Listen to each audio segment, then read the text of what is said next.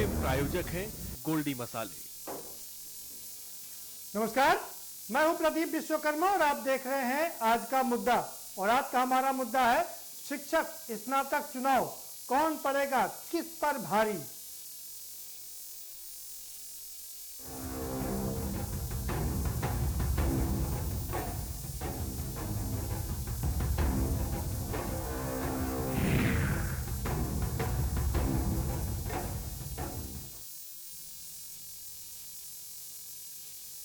जी हाँ, शिक्षक स्नातक चुनाव का प्रचार थम चुका है और कल इस पे वोट पड़ेगा। कल वोटिंग होगी, यानी कि 1 दिसंबर को इसमें वोट डाले जाएंगे। 11 सीटों पर ये चुनाव होने हैं, जिसमें से 5 स्नातक की सीटें हैं और 6 शिक्षक खंड की सीटें हैं। और इसमें लेकर के घमासान जारी है। पहली बार है ये कि भारतीय जनता पार्टी ने अपनी पूरी ताकत इसमें झोंक दी है। विधायक से लेकर के सांसद से लेकर के मंत्री तक सभी करीब 40 सांसद, विधायक और दूसरे नेता इसके लिए जुट गए हैं इन चुनाव में जीत दर्ज करने के लिए। और दोनों डिप्टी सीएम से लेकर के तमाम संगठन का अमला ये चुनाव जीतने के लिए तत्पर है।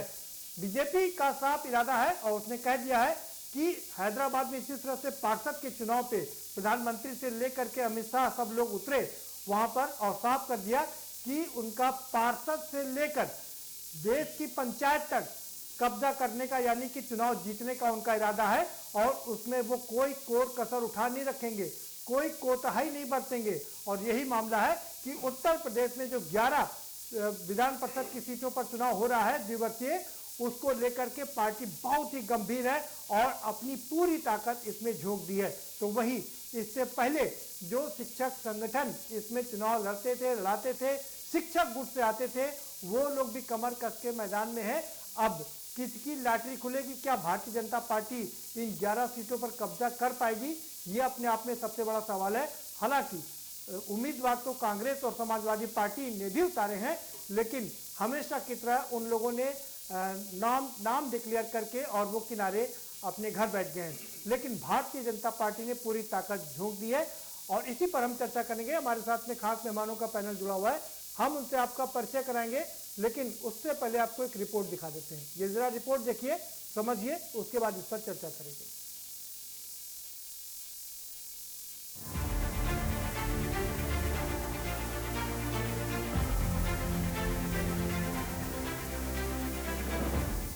उत्तर प्रदेश में शिक्षक स्नातक एमएलसी के चुनाव 11 सीट पर हो रहे हैं। चुनाव के लिए वोटिंग 1 दिसंबर सुबह 8 बजे से शाम 5 बजे तक होगी। इसके लिए पिछले 1 महीने से जारी चुनाव प्रचार कल शाम 5 बजे थम गया। जिन 11 सीटों पर चुनाव हो रहे हैं, उनमें 5 स्नातक कोटे की और 6 शिक्षक कोटे की है। इसमें आगरा स्नातक खंड सीट पर कुल 22 उम्मीदवार चुनाव मैदान में हैं। इलाहाबाद झांसी स्नातक खंड सीट पर कुल 24 उम्मीदवार मैदान में हैं।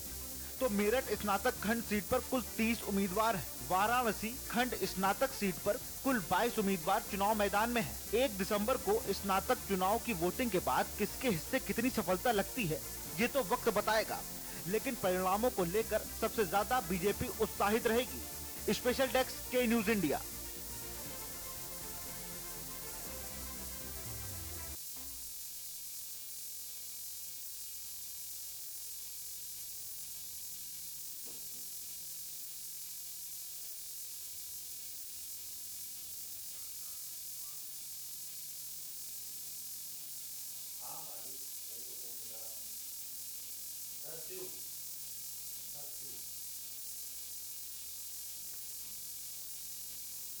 जी हाँ,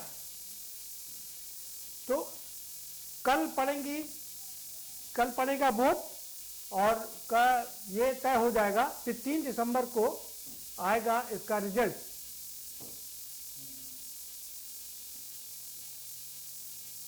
और फिर पता चलेगा किसकी किस्मत चमकी, किसकी किस्मत का सितारा चमका और किसकी किस्मत का सितारा लुढ़क गया। ये सवाल 3 तारीख को पता चलेगा। और हमारे साथ में जो खास मेहमान है, हम उनसे आपका परिचय करा देते हैं। हमारे साथ लखनऊ स्टूडियो से 3 खास मेहमान जुड़ चुके हैं और 2 समाजवादी पार्टी के आर्य उस्मानी साहब हमारे साथ जुड़ चुके हैं लखीमपुर से। बहुत स्वागत है उस्मानी साहब आपका। और सचिन रावत जुड़े हुए हैं, कांग्रेस के प्रवक्ता है। बहुत स्वागत है आपका भी। आपसे कुछ देर बाद एक और खास मेहमान हमारे साथ में जुड़ेंगे भारतीय जनता पार्टी के, और हमेशा की तरह जब वो जुड़ेंगे तो हम उनसे आपका परिचय जरूर करवाएंगे। यहाँ लखनऊ स्टूडियो में हमारे साथ में 3 खास मेहमान हैं। डॉक्टर आरती मिश्र हमारे साथ में जुड़ चुके हैं, उत्तर प्रदेश माध्यमिक शिक्षा संघ शर्मा गुट के प्रदेश मंत्री, प्रदेश प्रवक्ता है। बहुत स्वागत है आपका मिश्रा जी। और विजय बंधु हमारे साथ में जुड़ चुके हैं, अध्यक्ष हैं अटेवा के, आपका भी बहुत स्वागत है।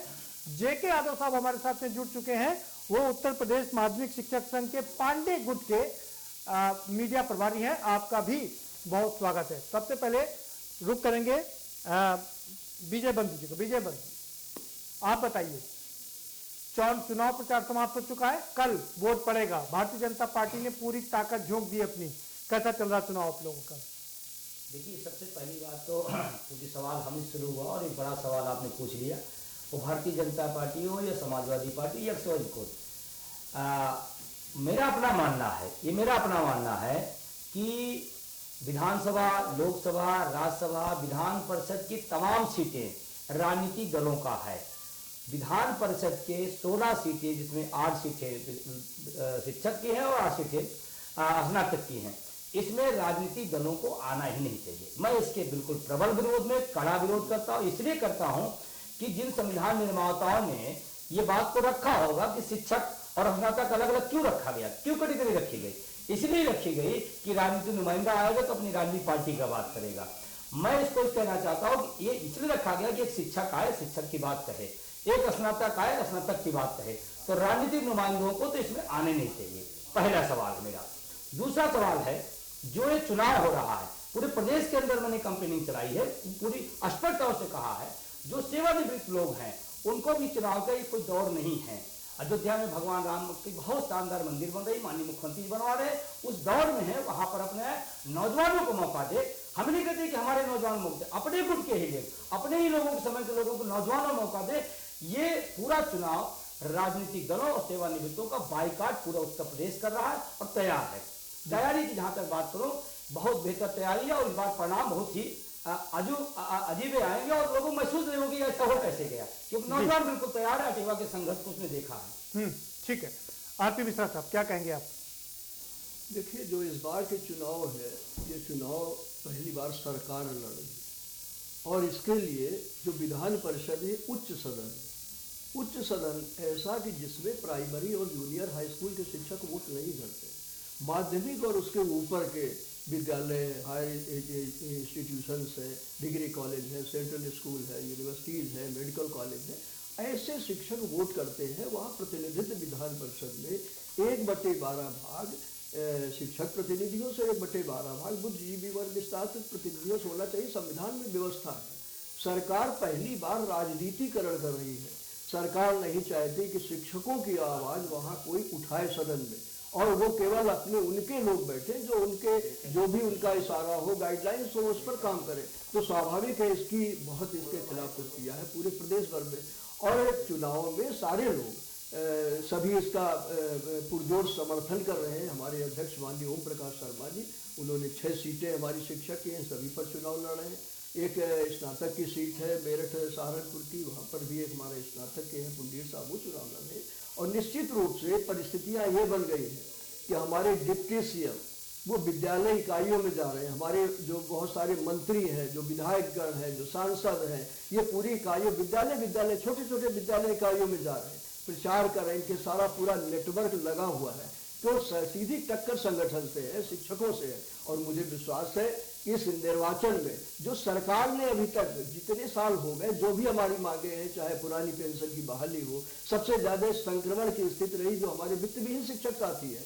वित्तविहीन शिक्षक साथियों को इस संक्रमण, कोरोना संक्रमण काल में कोई भी राहत नहीं दी गई। माननीय शर्मा जी ने 4 पत्र, ओम प्रकाश शर्मा जी जो हमारे अध्यक्ष है, पत्र लिखे सीएम, डिप्टी सीएम को कि कम से कम कोई राहत दीजिए। 9 मार्च 2019 को एक समझौता हुआ था जिसमें वित्तविहीन शिक्षकों को पूर्णकालिक शिक्षक का दर्जा और माननीय सर्वोच्च न्यायालय के निर्णय के आधार पर जब तक उन्हें पूरा वेतनमान नहीं दिया जाता है, 25,000 की मांग माननीय शर्मा जी ने की थी, 15,000 पर सहमत बनी थी, वो दिया जाना चाहिए। इसके अलावा उनकी जो नियमावली उसको लागू किया जाना चाहिए। इस कोरोना संक्रमण काल में जब मांग की कि जो आपने तय किया था कम से कम वही लागू करिए, सरकार ने कोई नहीं दिया। और सबसे खराब स्थिति रही सरकार ने, विद्यालय उनके सारे खर्चे हैं, फीस आ नहीं रही है, तो बहुत खराब स्थिति है। आक्रोश तो सभी वर्ग के शिक्षकों का सरकार के खिलाफ।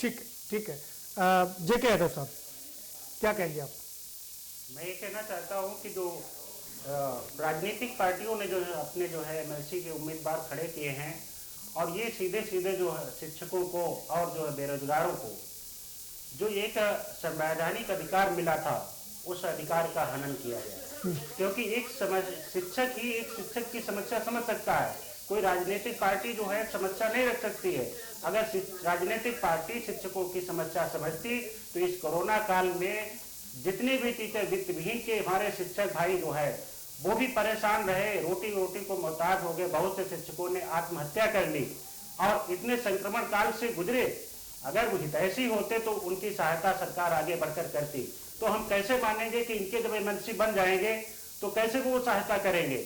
मैं नहीं समझता हूँ, और ना ही वो स्नातक में इनको आना चाहिए, क्योंकि एक बेरोजगार की समस्या जब स्नातक एमएलसी सुनकर आता तो वो समझता लेना कि जो है, क्योंकि जो है सरकार कभी नहीं चाहती है, सरकार चाहती ही नहीं कि किसी का हम भला करे, क्योंकि वो राजनीतिक केवल रोटियां सेकना जानती है। वो जो है इस चुनाव में बिल्कुल आना नहीं चाहिए, उसको संवैधानिक अधिकार का हनन हुआ है। ठीक है, हमारे साथ में 3 प्रवक्ता जुड़े हुए हैं 3 अलग अलग पार्टियों के, और सीधा रुख करेंगे आर्य उस्मानी साहब को। उस्मानी साहब, क्या कहेंगे आप? आपने तीनों लोगों की बात सुनी। पार्टी जो है वो हमेशा बेरोजगारों के लिए काम किया है, बेरोजगारों को रोजगार देने का काम किया है, उनको मानदेय देने का काम किया है, और हमेशा जो है इन लोगों को बात की है। और ये शिक्षक और जो स्नातक के एमएलसी चुनाव हो रहे हैं, इसमें मेरा मानना है कि निश्चित ही ऐसे व्यक्तियों को चुनाव जीत कर सदन में जाना चाहिए जो शिक्षा प्रेरकों की बात करें, जाकर के रोजगार सेवकों की समस्याओं को समाप्त करने की बात करें, शिक्षा मित्रों की जो समस्याएं हैं उनको दूर करने की बात करें, किसान मित्रों को जो इस सरकार ने नौकरी से निकाला है उनके लिए बात करें, आशा वर्कर्स को मानदेय देने की बात करें। जो ये एक स्नातक लोग जो पढ़े लिखे लोग हैं जो मानदेय के ऊपर काम कर रहे हैं और उनको 3-3 साल से मानदेय नहीं मिल पाया, मैं आपको बहुत बधाई देता हूं कि आपने जो है शिक्षा प्रेरकों के लिए जो है दिवाली से पहले बात उठाई थी कि इनको मानदेय मिल जाना चाहिए, लेकिन सरकार ने कोई कुछ नहीं सुना। मेरा ये एक संदेश है कि आपकी तरफ से कि ऐसे लोगों को हाउस में चुन करके जाना चाहिए, जो ऐसे लोगों को, बेरोजगार लोगों को, वित्तविहीन के जो शिक्षक है जिनको इस कोरोना काल में तनख्वाह नहीं मिल पा रही है, सरकार ने उनसे ये वादा किया था कि इनको हम 15,000 रुपए मासिक मानदेय देंगे, लेकिन फूटी कौड़ी भी इनको नहीं दी। ठीक है, इतना ही नहीं, जो बेरोजगार लोग हैं उनको रोजगार तो दे नहीं पाते हैं। बीएड के कोर्सेज इन्होंने संचालित कर दिए, मतलब कोर्स चलाने के लिए उनकी काउंसलिंग शुरू हो गई है, लेकिन जो बीटीसी डीएलएड होता है, जो बेरोजगार लोग बीटीसी डीएलएड कर लेते हैं, अगर सरकारी नौकरी नहीं मिलती है तो प्राइवेट स्कूलों में चले जाते हैं। तो ये सरकार के मंत्री और ये सब इतने निकम्मे लोग हैं कि अभी तक डीएलएड के कोर्स को शुरू नहीं करा पाए हैं। क्यों नहीं शुरू करा पाए हैं? क्योंकि इनको बैक डोर से अभी तक। ठीक है उस्मानी साहब, बात निकलेगी दूर तक जाएगी। आप बड़ा पक्ष रख रहे हैं सारे लोगों का, लेकिन आपकी 5 साल की सरकार थी, बीएड और टीईटी वालों को कोई सुनवाई नहीं हुई। आज 2011 से लेकर के आज तक वो बेचारे सड़क पर हैं। शिक्षा मित्र 20 साल से सड़कों पर हैं, लेकिन उनकी बात आप दोबारा आपके पास में आएंगे। ऐसे डिबेट सुन लीजिए, आएंगे अभी नहीं, पहले सारे लोगों को चर्चा में शामिल करेंगे। आएंगे विजय बंधु जी, आपके पास भी आएंगे। सचिन रावत जी, आपका पहला कमेंट। आपका समय समाप्त हो गया उस्मानी साहब जी, समय समाप्त। सचिन रावत साहब, आपका पहला कमेंट। हूं कि कल होने वाले शिक्षक व स्नातक के एमएलसी के चुनाव के कांग्रेस पार्टी ने पहले ही रूपरेखा तय कर ली थी, और जहां तक मैं समझता हूं कि पुरानी पेंशन की बहाली की बात अभी हमारे एक साथी कर रहे थे, उन्होंने अच्छी बात कही कि आने वाले समय में जिस तरह से पुरानी पेंशन बहाली की बात हो या कोरोना जैसे वैश्विक समय में जो शिक्षा से जुड़े जो लोग थे वो अपना कार्य कर रहे थे, लेकिन उनको सरकार के द्वारा तय मानदेय नहीं दिया गया। तो ऐसी तमाम योजनाएं थी, जो तमाम बातें थी, उसको लेकर के हम लोगों ने फीडबैक लिया और हम अपने प्रत्याशियों को मैदान में हमने उतारा है। उसमें शिक्षक वर्ग के भी लोग हैं, उसमें स्नातक वर्ग के जो व्यक्ति हैं जो चुनाव लड़ रहे हैं, उनकी एक तय रूपरेखा है। उस रूपरेखा को लेकर के उन्होंने मतदाताओं से संपर्क किया है। जो स्नातक के मतदाता हैं उनसे संपर्क किया है, जो शिक्षक वर्ग से लोग हैं उन्होंने शिक्षक वर्ग से लोगों के संपर्क किया है। जितनी भी आम समस्याएं हैं उस सब चीजों को लेकर के आने वाले कल के डेट में जो मतदान होगा उससे एक नई रूपरेखा और नई स्क्रिप्ट तैयार होगी कि जिससे कि जो पेंडिंग में जो चीजें भी रह गई हैं, जो सरकार से कई तरह की मांगे थी, जैसे शिक्षा मित्रों की बहाली की बात हो, जैसे कि सुप्रीम कोर्ट के द्वारा उनको दरकिनार कर दिया गया, ऐसे ही अनुदेशकों की बात हो या आशा वर्करों की बात, ऐसे तमाम जो मुद्दे हैं जो ऐसे वित्त वर्ग के लोगों के लिए आते हैं, उन सब लोगों की एक रूपरेखा बना करके फीडबैक लेकर के एक निश्चित समय पे हम अपने ठीक है सचिन जी, आपका भी समय समाप्त हो गया है। विजय खेरा साहब, प्रवक्ता है भारतीय जनता पार्टी के, आपका भी बहुत स्वागत है। और सबसे पहला सवाल आपसे ये कि भारतीय जनता पार्टी ने इस बार अपनी पूरी ताकत झोंक दी है, 40 सांसद, विधायक, मंत्री सब लग गए हैं चुनाव जीतने में। वो तो हर पार्टी ताकत झोंकती है जितना जिसके पास दम में दम होता है। सपा का शासन था तो सासा के लोग बहुत सारे यहाँ से वहाँ घूमते थे, ये तो ठीक है, वो तो प्रयास किया ही जाएगा ना। ताकत का सवाल नहीं, कहीं भी है ताकत तो झोंकना ही चाहिए। चुनाव तो चुनाव होता है, तो युद्ध है एक तरह से। सवाल यह है इस समय जो चुनाव हो रहा है, वैसे तो आम जनता इतनी समझदार हो ही गई है तो समझती है कि उसे क्या करना है और वही वो अंत में करती है। लेकिन शुरू से जब से काउंसिल बनी है अलग से एक प्रबुद्ध समाज को, ग्रेजुएट्स को, अलग से टीचर्स को जो पढ़े लिखे होते हैं और पढ़ाते हैं नई जनरेशन को, इन लोगों के लिए आरक्षण ये किया गया है। तो हम समझता है प्रबुद्ध समाज इन बातों पे नहीं जाएगा। ये जो छोटी छोटी बातें ये उठा रहे हैं वो जाएगा इस पर कि भला प्रदेश का कहाँ है, पॉलिसी किसके पास अच्छी है, शांति कौन प्रदेश में लेके आया है, गुंडागर्दी माफिया राज किसने खत्म किया है, अपराधी तंत्र किसने मिटाया है। ठीक है जरा खेरा साहब, ठीक है जरा खेरा साहब, चर्चा आप ही से शुरू कर देते हैं। कई सवाल हैं आपके लिए। सवाल ये है, हमारे यहाँ अलग अलग गुट के लोग बैठे हुए हैं, अटेवा के हैं, पांडे गुट के हैं, शर्मा गुट के, ये सब कह रहे हैं कि ये चुनाव तो स्नातकों का है, ये चुनाव तो शिक्षकों का है, इसमें राजनीतिक पार्टी का इतना क्या काम। पार्टी वाले बोल रहे हैं, उन लोगों का दबदबा शुरू से हमेशा ही रहा है। शिक्षक वाली कॉन्स्टिट्यूंसी में इन लोगों की जो एसोसिएशन यूनियन पार्टियां हैं, उन लोगों का 24 घंटे उनके साथ जुड़ाव रहता है और उनका दबदबा रहता है, मेजोरिटी उनकी रहती है, ऐसा मुझे अनुभव है। एग्जैक्ट आंकड़े तो मेरे पास नहीं है, तो उनका कहना इनकी भावना ये है, एक सवाल और नहीं, इनकी भावना ये है, एक सवाल और पूछने से फिर सवाल करने का वो देंगे। इनका कहना ये है, कोई जगह तो छोड़ेंगे जहां पर ये लोग आवाज उठा सकें, यानी कि पार्षद से लेकर के छोटी पंचायत से लेकर के देश की बड़ी पंचायत तक सब जगह जब आप ही रहेंगे तो बाकी के लोग आवाज कहां से उठाएंगे। वो प्रदेश की जनता चुन के भेजती है, जैसे आज भारतीय जनता पार्टी को भेजा है राष्ट्र में भी और प्रदेश में भी। तो भारतीय जनता की पॉलिसी, उनका लाभ उनको जब ही ज्यादा पहुंच सकेगा उन लोगों तक, चाहे वो जब डबल इंजन की सरकार होगी, नीचे तक आपके लोग होंगे। समझेंगे कि अगर मान लो टीचर कॉन्स्टिट्यूंसी के 4 टीचर्स हैं और बैठना उनको काउंसिल में है, उसके बाद पूरी काउंसिल में जो डिस्कशन होता है उसको अगर वो पॉलिसी के खिलाफ चलेगा तो वो उतनी सुविधा उनको पहुंचाना कठिनाई होगी। ठीक है विजय बंधु जी, आपको सवाल, ठीक है विजय बंधु जी आपको सवाल पूछना चाह रहे थे। जी मैं भारतीय जनता पार्टी के प्रवक्ता महोदय से बड़ी विनम्रता से पूछता हूँ, आप शिक्षकों की राजनीति में आए हैं, आप बताएं थोड़ा सा क्या दिया आपने है। आपने छीनने के अलावा कुछ दिया नहीं। हमारी पुरानी पेंशन छीन लिया आपने, डीए छीन लिया, भत्ता छीन लिया, सामाजिक भूमिका छीन लिया और नौकरियां आपने बंद कर दी है। हमारी रिक्तियां पड़ी हुई हैं, आपने भरा नहीं। मुझे तो बड़ी तकलीफ हो रही है कि किस मुंह से आप जा रहे हैं जनता के बीच में, शिक्षकों के बीच क्या कह रहे हैं और क्या सुन रहे हैं। आप थोड़ा बताएं तो आपके रहते हुए ये सारी चीजें गई हैं, मिली कुछ नहीं है। जवाब उसके बाद भी आप जा रहे हैं। जवाब दे दीजिए जी। दोनों बातें आप खुद ही कॉन्ट्राडिक्ट कर रहे हैं। पहले आप कह रहे हैं कोई तो जगह छोड़िए, इसका मतलब आप घबरा रहे हैं कि चुनाव हारने वाले हैं। आपने खुद ही कहा है कोई तो जगह छोड़िए। कोई जगह क्यों छोड़े? सार्वजनिक चुनाव है तो जाएंगे ना उसमें। दूसरी बात, अभी आप डीएलएड की बात कर रहे थे। जिस कोविड में बिना परीक्षा लिए विद्यार्थियों को प्रमोट किया गया है, यानी एमए फर्स्ट ईयर वालों को एमए सेकेंड ईयर में बिना परीक्षा के भेजा गया, बीए सेकेंड ईयर वालों को बिना परीक्षा के भेजा गया, उनको प्रमोट किया गया है। उन हालातों में आप डीएलएड में डिले की बात कर रहे हैं। जरा आप देखिए, और उसमें कह रहे हैं कि उसमें लाभ है। अरे लाभ नुकसान क्या होता है इसमें?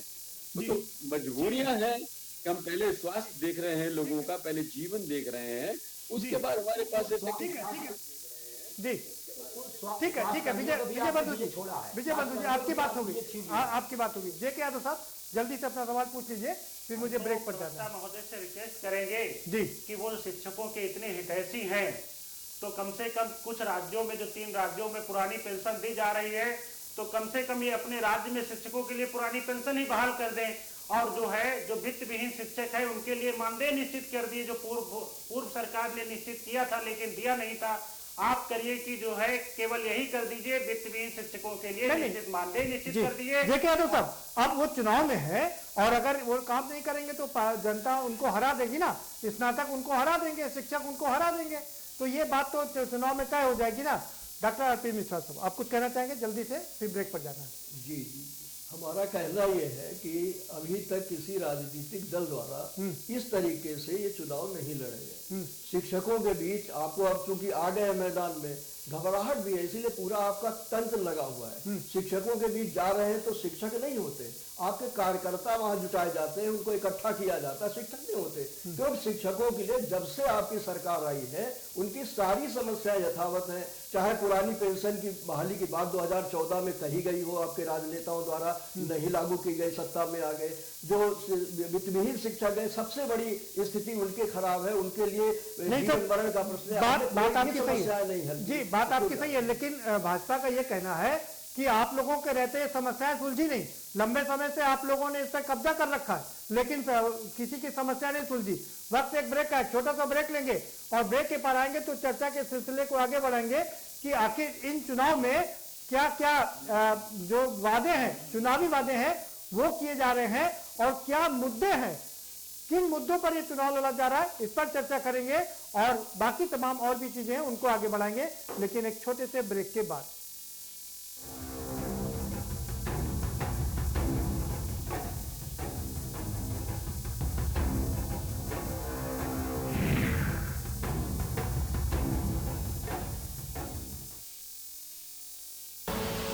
आप देख रहे हैं के न्यूज, खबरों का सारथी।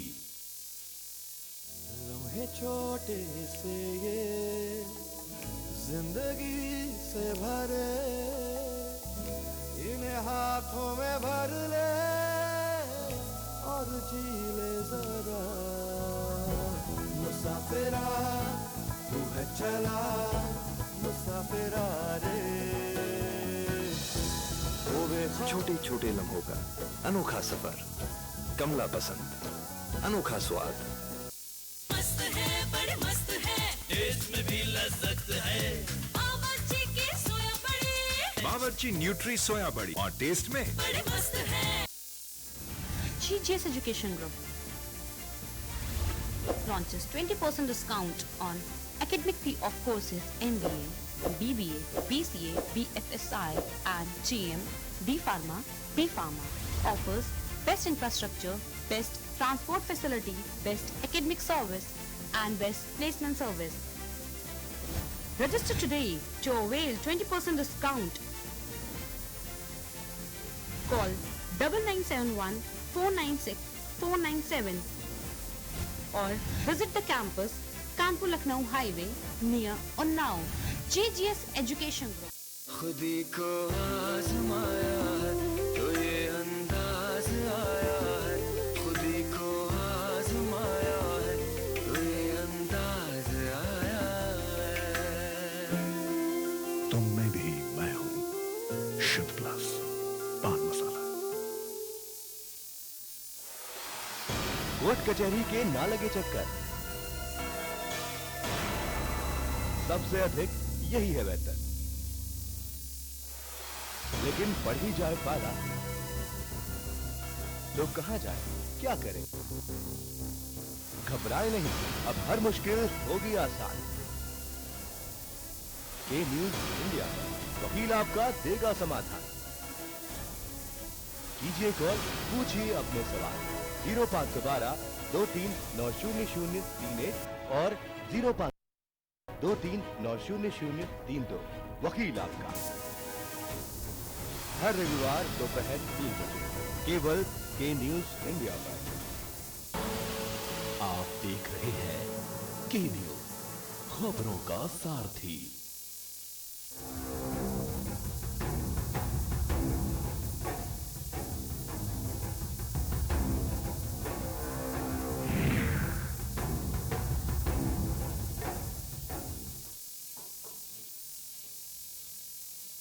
ब्रेक के बाद आपका स्वागत है और सभी मेहमान हमारे साथ में जुड़े हुए हैं और हम अपने यहाँ जो हमारे शिक्षक संघ के लोग हैं उनसे चर्चा करेंगे, लेकिन उससे पहले हम रुक करेंगे उस्मानी साहब का। उस्मानी साहब, यहाँ के लोग कह रहे हैं कि राजनीतिक पार्टियों को इसमें नहीं उतरना चाहिए, लेकिन उम्मीदवार तो आपने भी उतारे हैं कि राजनीतिक पार्टियों को नहीं उतरना चाहिए। तो अगर ये तय हो जाए कि राजनीतिक पार्टियों के लोग नहीं उतरेंगे तो नहीं उतरेंगे, लेकिन जहां तक हम लोगों ने जो प्रत्याशी उतारे हैं वो लखनऊ विश्वविद्यालय से या अन्य विश्वविद्यालयों में छात्र नेता रहे हैं, बेरोजगारों के लिए संघर्ष किया है, शिक्षकों के लिए संघर्ष किया है और लगातार उन्होंने गरीबों मजलूमों की लड़ाई लड़ने का काम किया है। और वो हाउस में जाग करके अरे भाई जब आपने उतारे तो अगर भारतीय जनता पार्टी ने भी अपने उम्मीदवारों को उतारा और पूरा अपनी ताकत झोंक दिया तो इसमें आपको ऐतराज क्या है? नहीं तो कोई ऐतराज क्या है? मेरा ऐतराज ये है कि जो भारतीय जनता पार्टी ने शिक्षकों की पेंशन को छीन लिया, करेंगे ना, कल तय हो जाएगा। ये तो चुनाव तय करेंगे ना, कल तय हो जाएगा, 3 तारीख को नतीजे आ जाएंगे कि उन्होंने पेंशन।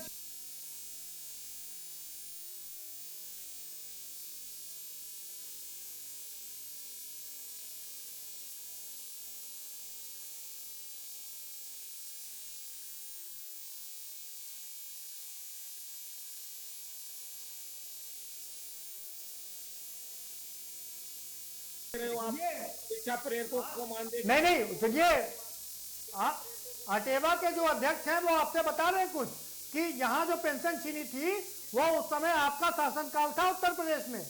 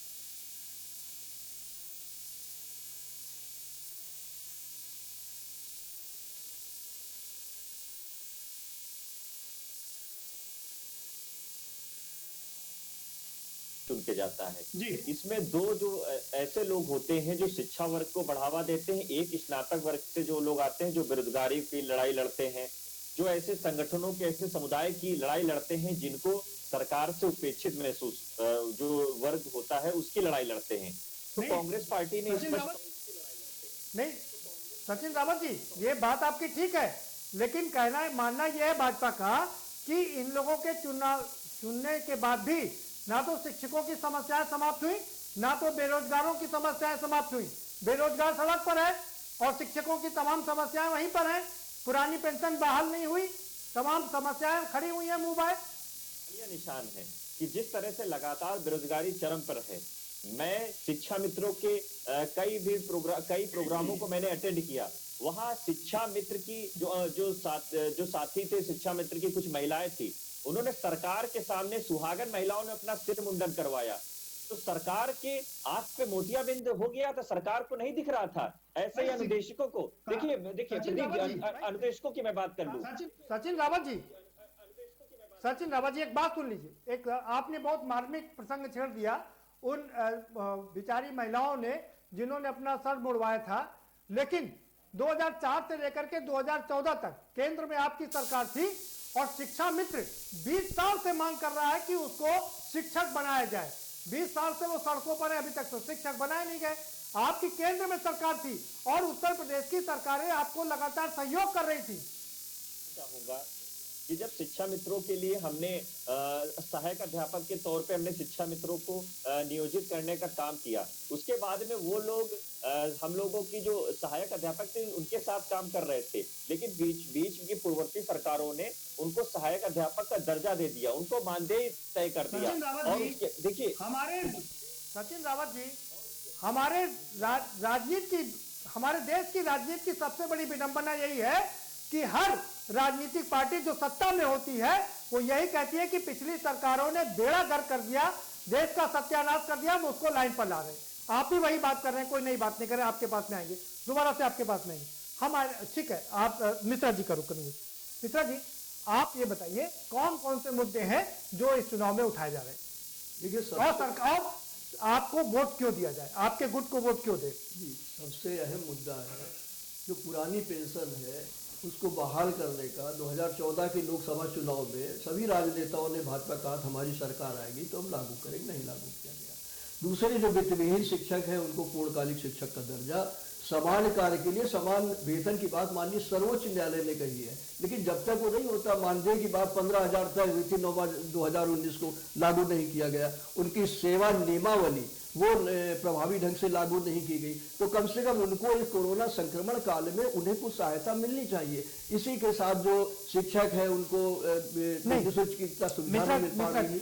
और भी बहुत सारी समस्याएं हैं जो शिक्षकों की है, उन मुद्दों को इसी तरह से जो दूसरे इंजीनियरिंग कॉलेज है, डिग्री कॉलेज है, जो वित्तविहीन शिक्षक है इनको भी कोई लाभ नहीं मिल रहा। ये भी बेचारे संक्रमण के पूरा वित्तविहीन शिक्षक समाज इस समय सबसे ज्यादा त्रस्त है। उनके लिए कम से कम सरकार को राहत पैकेज देना चाहिए। भुखमरी के शिकार है, कहीं सुसाइड कर रहे हैं, कहीं सब्जी बेच रहे हैं, ये समाचार पत्रों में छपता है। तो जो अहम समस्या है इनकी समस्या को निदान सरकार को करना चाहिए। हम इन्हीं बहुत सारे मुद्दों को लेकर के संघर्ष में है और निश्चित रूप से हमारी जितनी 7 सीटों पर हमारा संगठन चुनाव लड़ा, एक स्नातक की है, 6 शिक्षक की है। और मुझे विश्वास है कि माननीय ओम प्रकाश शर्मा जी की अध्यक्षता में, उनके नेतृत्व में सारी सीटों पर हम चुनाव जीते। आप मुझे ये बता दीजिए, ओम प्रकाश शर्मा जी को मैं पिछले 20 साल से जानता हूँ और लगातार वो चुनते आए हैं, तो इतने लंबे समय के बावजूद ये समस्याएं कहाँ अटकी पड़ी हैं? उन समस्याओं का निदान क्यों नहीं हुआ? नहीं, देखिए, ये सरकार की संवेदनहीनता है, ऐसा नहीं है। बहुत सारी समस्याएं निस्तारित भी हुई, निराकरण भी हुआ उनका, उन समस्याओं का। और उनके कार्यकाल में ही शिक्षकों की जो सेवा दशाएं हैं उनमें काफी सुधार हुआ है। पहले प्रबंध तंत्र था, जिस शिक्षक को चाहे जैसे चाहे निकाल दे, वेतन देता था नहीं देता था। सब माध्यमिक शिक्षा अधिनियम बना है, उनका वेतन वितरण अधिनियम बिना उन्हें वेतन लेकिन वित्तविहीन शिक्षक तो आज भी वित्तविहीन शिक्षकों की आज भी नहीं मांग मानी गई। उसका संघर्ष चल रहा है वित्तविहीन शिक्षकों का, और हमें खुशी है कि इस बार के चुनाव में वित्तविहीन शिक्षकों द्वारा अपार जन समर्थन हमें मिल रहा, उनका सहयोग मिल रहा। निश्चित रूप से उनकी जो भी समस्या है, चाहे उनका वेतन मान हो, चाहे उनके पूर्णकालिक शिक्षक बनाने की बातें हो, उन पर नियमावली लागू, उनकी सेवा सुरक्षा, सारी चीजें हम लागू करने के लिए हर संभव जी स्नातक करके करोड़ों बच्चे देश के रोजगार मांग रहे हैं।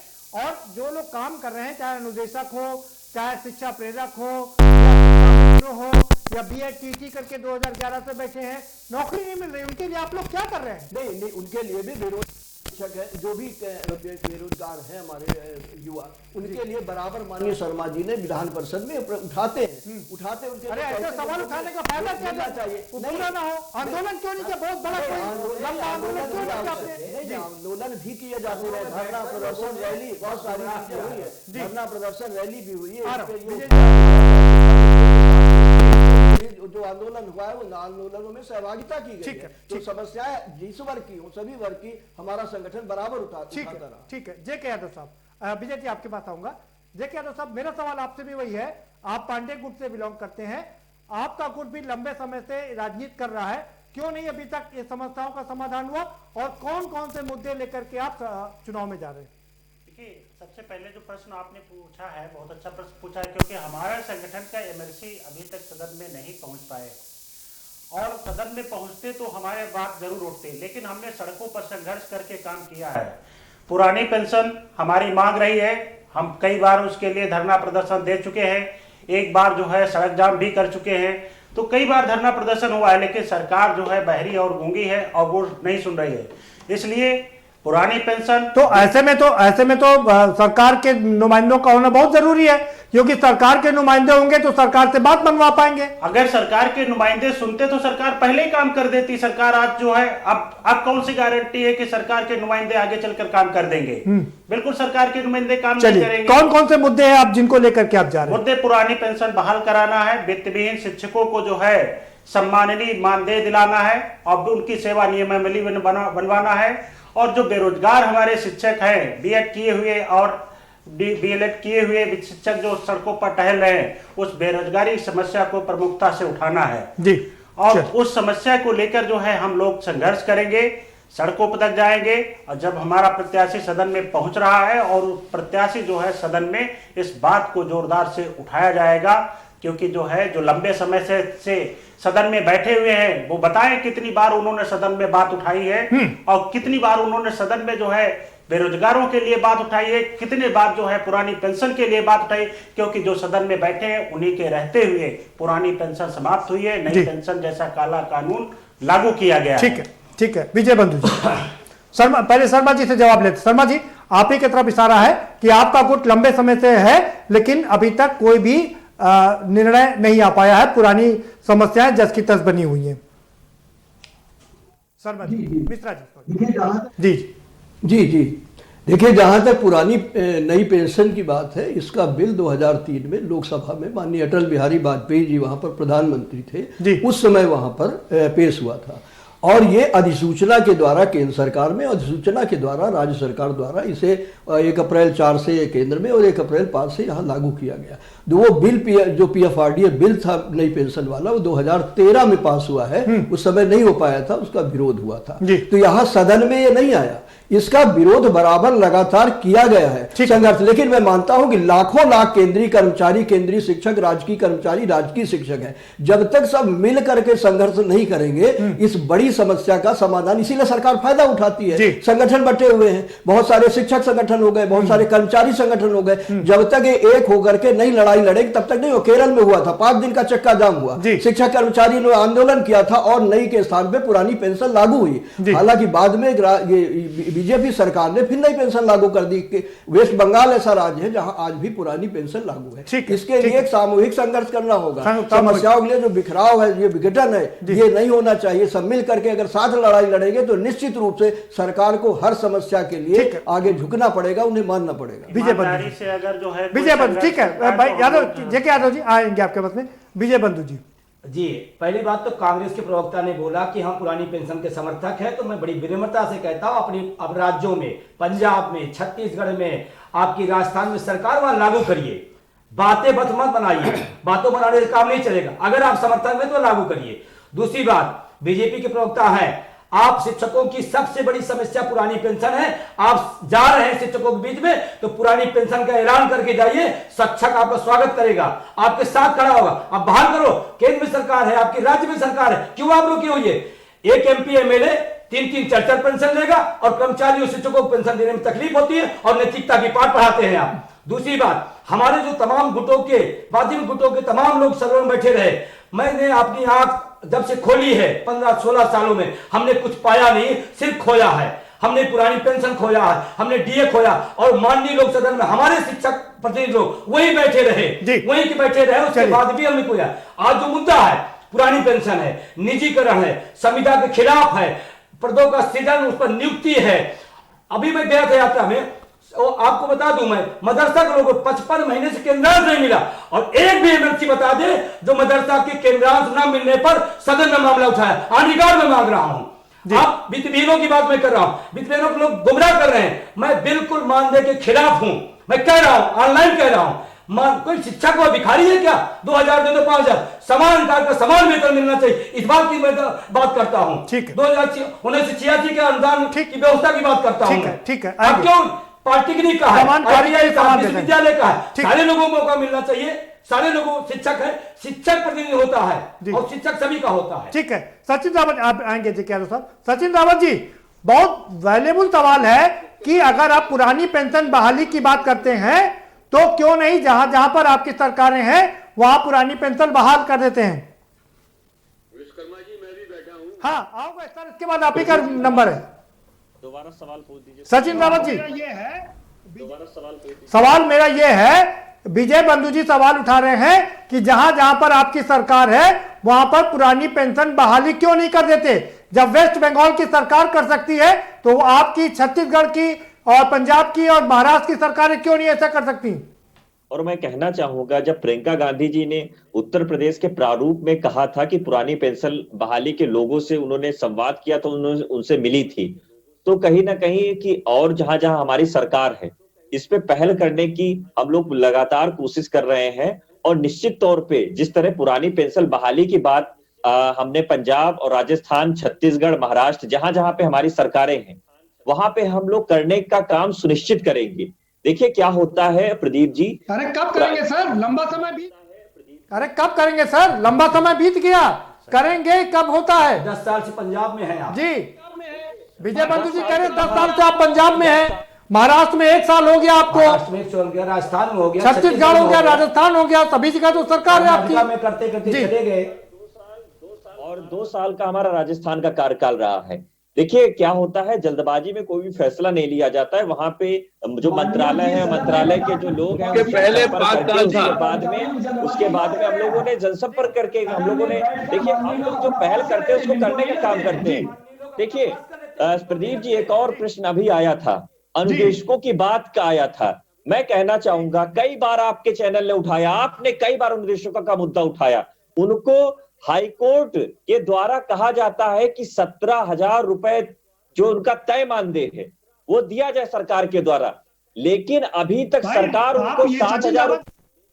भाई आप ये सचिन रावत जी ये भी मानेंगे कि के न्यूज ने मुद्दा उठाया, 69,000 भर्तियों का मामला साफ हुआ, जियो तक सरकार को जारी करना पड़ा, सरकार को सफाई देना पड़ा और 69,000 की भर्तियां क्लियर हुई। 2 से 4 दिसंबर में बाकी बचे 37,000 को नियुक्त पत्र मिलने जा रहा है। ये तो मानेंगे? विजय खेरा साहब आपके पास आ रहा हूं। साथी और भाई नहीं है क्या? बिल्कुल ठीक है, सवाल आपका वाजिब है, बिल्कुल ठीक है, आपका सवाल वाजिब। विजय खेरा साहब, सवाल यह है कि आप लोग तमाम इन बातों पर रहे हैं, हमारे सारे गुट, कि आपने पुरानी पेंशन बहाल नहीं किया, तो आपके क्या मुद्दे हैं? क्या लोग अब शिक्षकों को, स्नातकों को बता रहे हैं? उससे पहले क्या है, यहाँ जितने लोग डिबेट में बैठे हैं, न सिर्फ ये बल्कि अधिकांश लोग बिल्कुल गुमराह हैं। इन लोगों को यही नहीं पता है कि शिक्षक का एमएलसी में रिजर्वेशन क्यों हुआ, ग्रेजुएशन का रिजर्वेशन क्यों हुआ। अगर वो शिक्षक की समस्याओं के लिए हुआ होता तो नर्सिस का भी होता। अगर वो ग्रेजुएट में अनएम्प्लॉयमेंट के लिए हुआ होता तो फिर किसानों का भी एक रिप्रेजेंटेटिव होता, फिर तो व्यापारियों का भी होते। ये गलतफहमी इनकी दूर हो जाना चाहिए। आज शिक्षकों को इसलिए रखा गया था कि उनको प्रबुद्ध समझते हैं, वो जनता की समस्या समझते हैं, देश की नब्ज समझते हैं। इसीलिए भगवान राम से लेकर भगवान कृष्ण तक सब शिक्षकों के यहाँ पढ़ने गए हैं आश्रम में। वही पद्धति के अनुसार ये समझा जाता है शिक्षक सबसे बड़े हैं। चाणक्य ने कहा था कि शिक्षक की गोद में प्रलय और निर्माण दोनों पलते हैं, इसलिए शिक्षकों को रिजर्वेशन दिया गया था। ये गलतफहमी निकाल दीजिए कि आपकी तनख्वाह, आपका वेतन, आपका घर का अलॉटमेंट शिक्षकों का ये नहीं है। शिक्षकों ने ये गलती की है पिछले 50 साल में कि उसी में घुस गए कि हमारी क्या समस्याएं हैं, जबकि इनको देखना थी समाज की और देश की और प्रदेश की समस्याएं। छोटे वर्ग की समस्या। ठीक है खेरा साहब, जल्दी से एक जवाब और दे दीजिए, समय समाप्त हो चला है, कि आपको शिक्षक वोट क्यों दें, स्नातक आपको वोट क्यों दें, आप क्या मुद्दे लेकर के जा रहे हैं उनके पास? एक सेकंड आप बोलिए, मैं 1 घंटे बाद 5 मिनट बोला, मुझे बोलने दीजिएगा। जी आप अपनी बात रख सकते हैं। इसीलिए मैं बात रख सकते हैं। इसीलिए मैं कह रहा हूं कि शिक्षक के मानदेय के लिए एमएलसी शिक्षक रखे गए हैं, गलतफहमी है आपको। मैं यही कहना चाहता हूं, आप बाकी समस्याओं को एज ए होल देखिएगा। पूरे प्रदेश के अंदर योगी राज में समस्याओं को सुलझाया गया है, लोगों को सुविधाएं दी गई हैं, और उसमें से शिक्षक भी एक हिस्सा है। लेकिन आपको क्या है कि अगर सुप्रीम कोर्ट ने भर्ती रोक दी तो आप योगी जी पे डाल देते हो, अगर हाई कोर्ट ने कोई काम आदेश कर दिया तो आप हमारी सरकार पे डाल देते हो। अरे ये नौकरियां फंसाने का भी धंधा है सर ना, हमने तो डाली जाती है कि इसलिए नौकरी फंसी रहे, कि इसलिए नौकरी फंसी रहे, ये भी एक बड़ा धंधा हो गया है। की समस्या सुलझाई हमने, उसी तरह से हमने शिक्षकों की समस्या सुलझाई। आपने कहा मंदिर की समस्या सुलझाई है, सुप्रीम कोर्ट से हम लेके आए, 35,000 हमने भरे, अगले 35,000 हम भरने वाले हैं। समझ गए? अनएम्प्लॉयड ग्रेजुएट की आप बात कर रहे हैं, एक सेकंड, आपको अनएम्प्लॉयड ग्रेजुएट की समस्या का पता ही नहीं है, you don't know the problem. तो प्रॉब्लम का जो इलाज है समस्या का, उस इलाज की बात करो। ठीक है भाई, हमने ठीक है भाई, हाँ बिल्कुल आत्मनिर्भर बनाइए सर, ये अच्छी बात है। ठीक है सचिन रावत जी आएंगे, आप जेके यादव साहब आप ही के पास आ रहा हूँ। ठीक है खेरा साहब दोबारा से आपके पास आएंगे, समय समाप्त हो रहा है। सभी लोगों को जी बताइए कि ग्रेजुएट को नौकरी मिलेगी, क्योंकि अब हर बच्चा ग्रेजुएट है, हमें उन्हें आत्मनिर्भर बनाना है, तरह तरह के ओपनिंग करना है। 45 साल में आज की डेट में बेरोजगारी की दर क्यों बढ़ गई? आप बेरोजगारी करते रहो, आप करते रहो अनएम्प्लॉयड ग्रेजुएट, क्या टाइम समय चला गया, अनएम्प्लॉयड ग्रेजुएट की बात मत करो। बेरोजगारी का दर कहाँ चला गया? अरे विजय खेरा साहब, इसको ना बताएं। विजय खेरा साहब आप कह रहे हैं कि बेरोजगारी की बात मत करिए, लोगों को रोजगार नहीं मिलेगा। उत्तर प्रदेश सरकार दावा कर रही कि वो लाखों लोगों को रोजगार दे रही है, आप तो कंट्राडिक्शन कर रहे हैं। ठीक है सर, आपके पास आएंगे दोबारा से, फाइनल कमेंट लेते हैं। जेके यादव साहब आपका फाइनल कमेंट, क्यों दे आपको उत्तर प्रदेश के स्नातक और शिक्षक वोट? जी हमारा संगठन जो है हमेशा सब शिक्षकों के लिए संघर्ष किया है, चाहे वो भ्रष्टाचार के खिलाफ हो, विभिन्न ऑफिस में भ्रष्टाचार छाया हुआ है, उस भ्रष्टाचार के खिलाफ लड़ाई लड़ी है, और पुरानी पेंशन के लिए हम लोग संघर्ष कर रहे हैं और संघर्ष करते रहेंगे।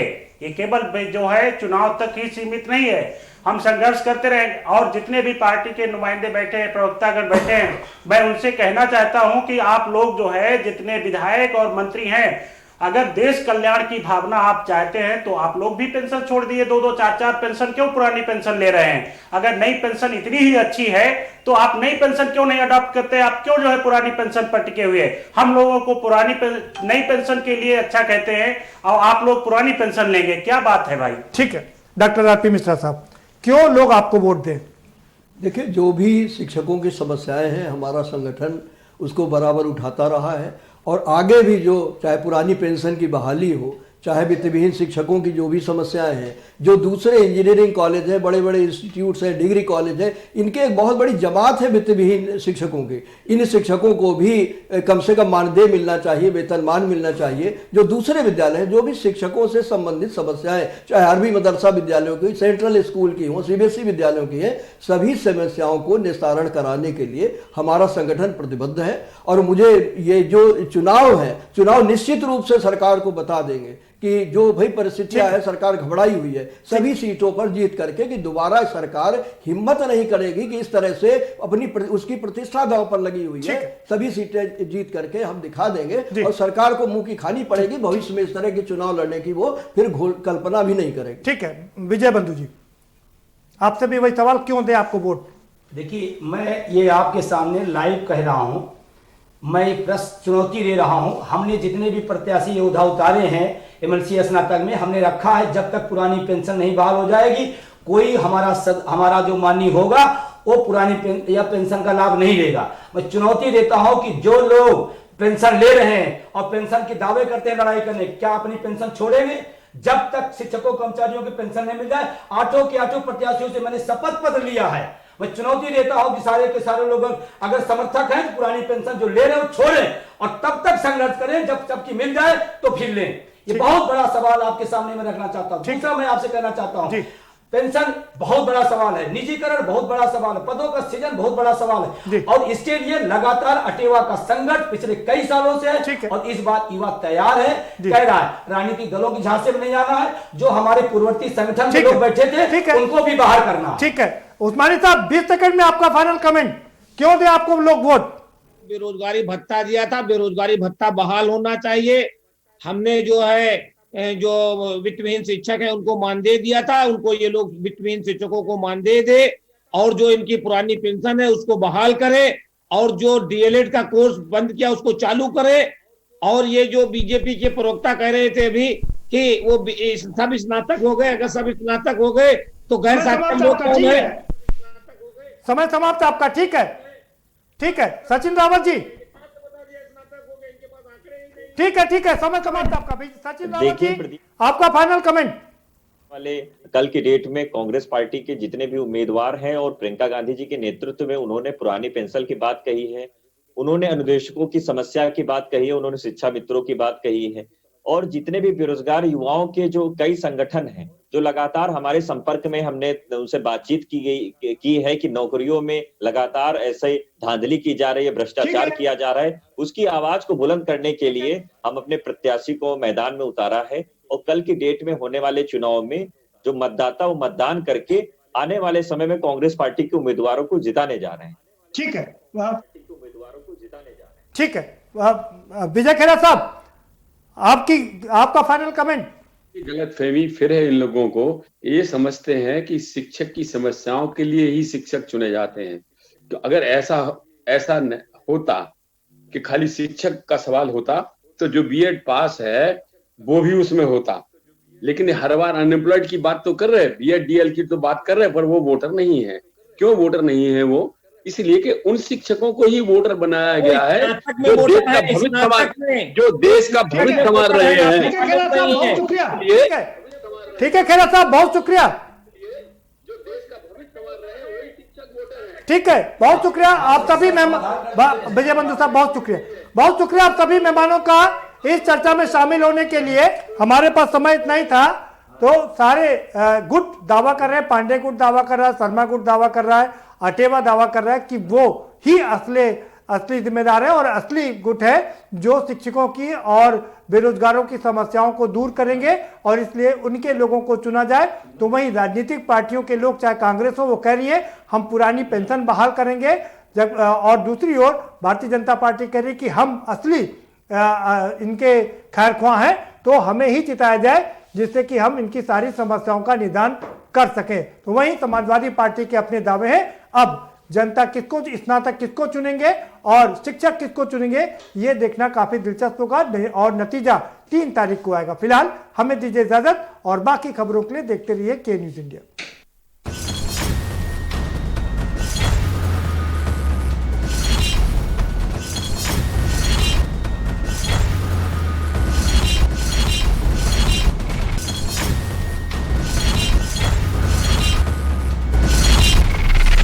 कार्यक्रम के प्रायोजक हैं गोल्डी मसाले।